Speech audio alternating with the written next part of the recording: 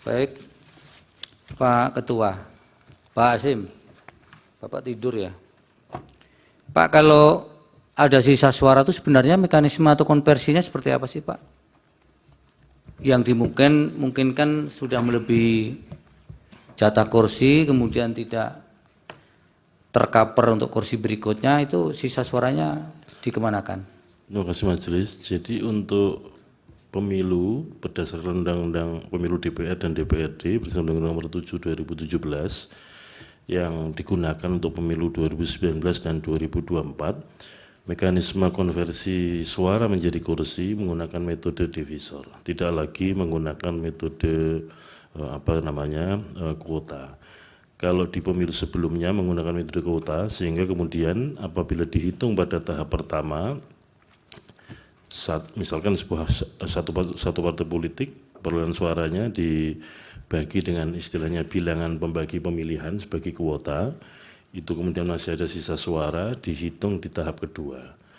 Nah, sekarang tidak ada lagi istilah sisa suara. Tidak ada lagi. Karena faktor pembaginya dengan angka yang pasti. Yang dimaksud dihitung tahap kedua itu apa?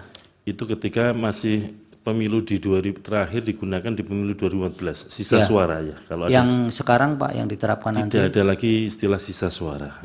Jadi misalkan begini, di sebuah dapil itu ada 18 partai, kemudian simulasinya adalah faktor pembaginya menggunakan angka fix, yaitu angka ganjil 1, 3, 5, 7, 9 dan seterusnya. Misalkan di tahap pertama partai politik itu perolehan suaranya masing-masing dibagi angka 1.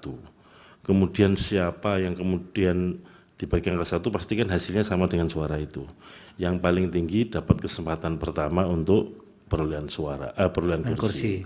Kemudian dibagi dengan angka 3, maka yang hasil pembagian dengan angka 3 yang paling besar dia akan memulai kursi berikutnya sampai dengan kursi terbagi habis. Jadi sejak pemilu 2019 dan pemilu 2024 menggunakan Undang-Undang 7 2017 tidak ada lagi istilah sisa suara. Demikian Majelis.